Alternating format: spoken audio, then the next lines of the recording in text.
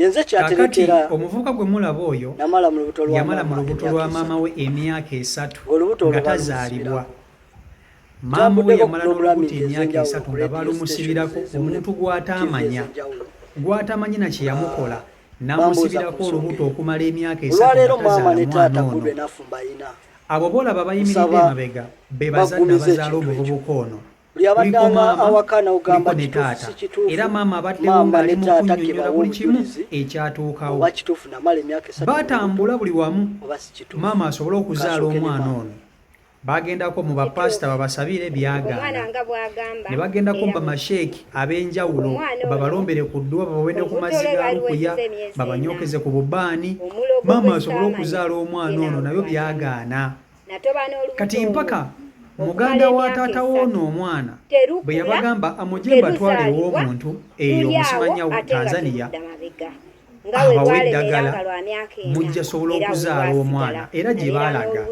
Era maama ne bamuwa eddagala n'azaala omwana ono. Kati nga gwe booli omukyala b'onaafuna olubuto n'oba nalwo emyezi 9. Kati maama w'ono omwana yamala n'ono omwana mu lubuto emyezi 36.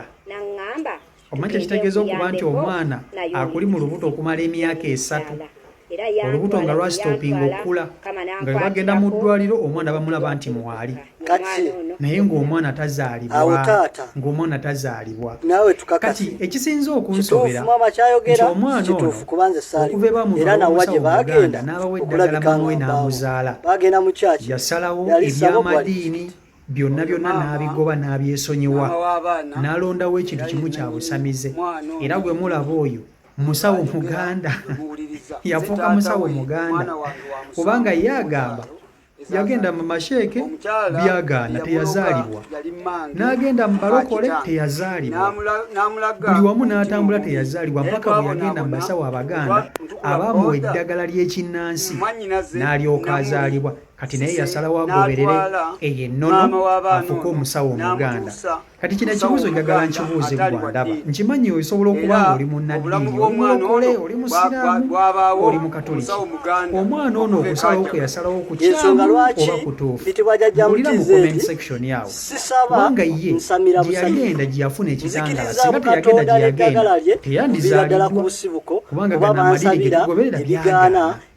Ndowooza mu comment section njagala nkutuuseeko akatambi kano kewulirireko nga maama alukuviira ku ntono. Maama yoyo gwe mulaba ali emabega ne taata w'omwana ono.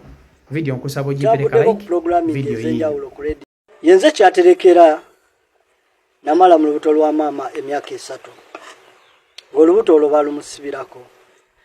Ntambuddeko ku programming ez'enjawulo ku radio stations ezimu ne TV ez'enjawulo nga bambuuza ku nsonga eyo. Olwaleero maama ne taata Goodway Nafumba ina nsaba baggumize ekintu ekyo.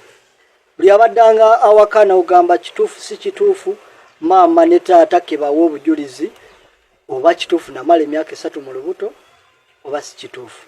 Kansooke ne maama. Kituufu. Omwana nga bw'agamba era bwe kiri.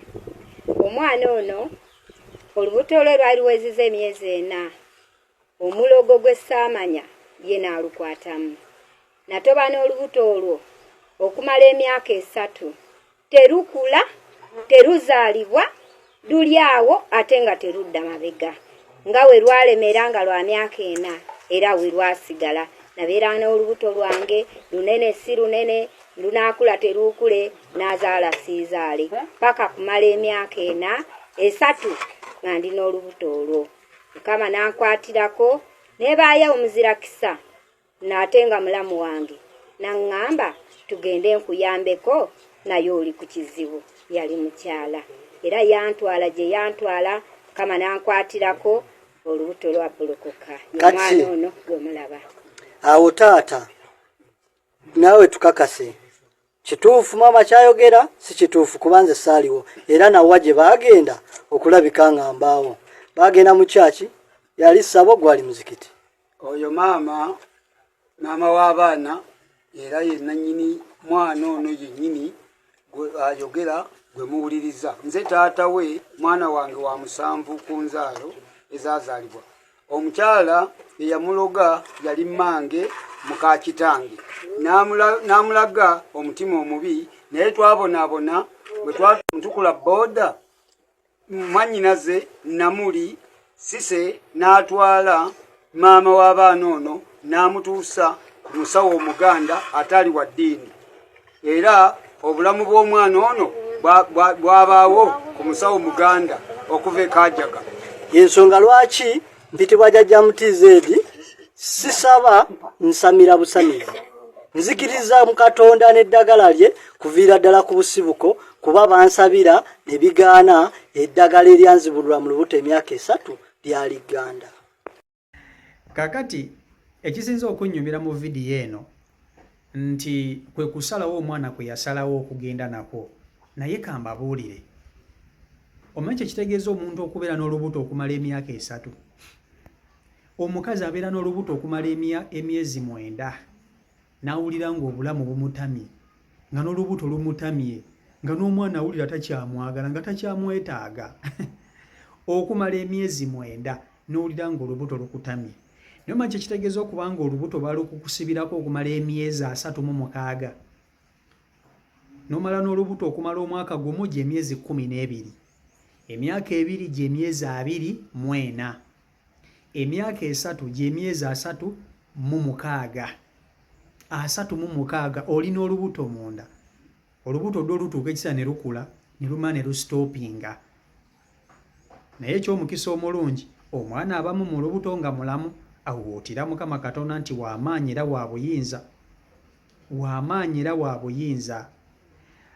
Eyasiba ku mukyalo ono olubuto mumuwulidde bulungi nti yali maama wa taata w'ono omwana omuto eyasibira ku mukyalo oyo olubuto oba yali yamukola ki nange sijja kubalimba ne munange omuntu asobola okunyiigira from nowhere n'akubaako n'obuzibu naye nga tolina kiwamukola okitegeera ekintu ekyo. So ebyo ebintu abantu babikola nnyo naye okusalawo kw'ono omwana kwe yasalawo nze sikuyinaako buzibu. Tuli mu nsi nga ne bapasita be mulowooza nti b'amaanyi nabo balina gye bajja ebintu byabwe nga zino kyaki baziteekawo kuba nti bajjamu kyakulya naye ng'ekibawa emirembe bo bakimanyi nga balina ebintu bye bakola. Abantu balina ebyama tokerangaawo n'odda ku muntu n'omunenya mbu lwaki gundi yagenze mu ssabo. Omuntu bwe batakedde ku makya kuloga muntu kumutta oyo omuntu oyo aba talina buzibu. Omuntu waakolero ensobi kwe kwagala okuloga munne kwe kwagala okusiranya munne ekyo kye kisinga okuba ekibi.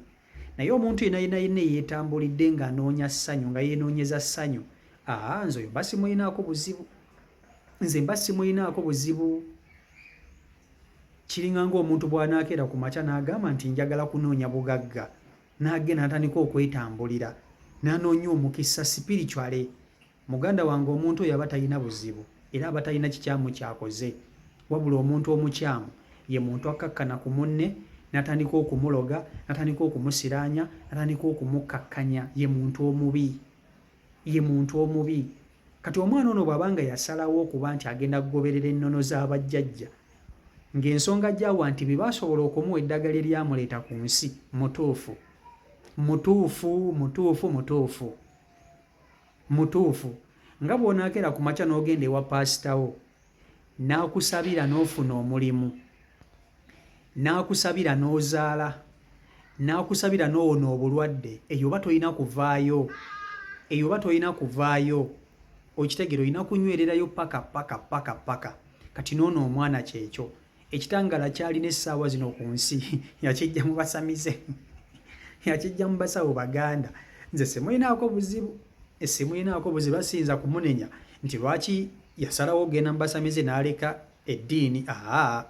Bannamadiini bali eno beefula bannamadiini naye nga nabo mu masabo gye basiiba ng'emisana babeera bapasita ng'ekiro babeera mu masabo babeera mu mmindi. So n'olwekyo nze wamma sikulinaako buzibu oba oli musawo muganda oba oli jjajja oba oli biki kasita obanga ekintu ky'okola kikuwa emirembe. Abakkiririza mu bajjajja sibalinaako buzibu, abakkiririza mu papasita mu Yesu Kristo nammwe sibalinaako buzibu, abakkiririza mu basiraamu nammwe sibalinaako buzibu. ekisinga okuba ekikulu buli omu kuba na mirembe mu nsi eno. Kuba na mirembe, ffenna tunoonya mirembe, tunoonya kuba bulungi. W'ofunira emirembe, w'obeerera obulungi, w'oba onywerera, tolina kuvaawo. Ekyo mbabuulira, tolina kuvaawo. Era temunenya muvubuka ono, saagala kuwulira muntu amunenya. Omanyi kitegeeza omuntu okuba nti omaze mu lubuto emyaka 3 n'otambula mu bapasita ab'enjawulo ne bigaana n'otasobola kuzaalibwa, ate ekitangaala n'okifuna gy'okifunidde yonna yonna. Byonna byonna Katonda yabikola. Ogenda ew'omusamize n'akugamba nti ngenda kuwa eddagala lino naye katusabe Katonda likole. Nabo bakkiririza mu Katonda. Nabo bakimanyi nti Katonda yasinga amaanyi. Bino bibanga bwongereza. Bw'ogenda ew'omusamize n'akuwa eddagala naye asaba Katonda bikole. Asaba Katonda bikole. So ffenna twetooloolera Katonda yabeera ansa. So si Michael Uganda YouTube channel kwoli mwebale nnyo kuba nti ate mugoberera mubeere bulungi mweraba.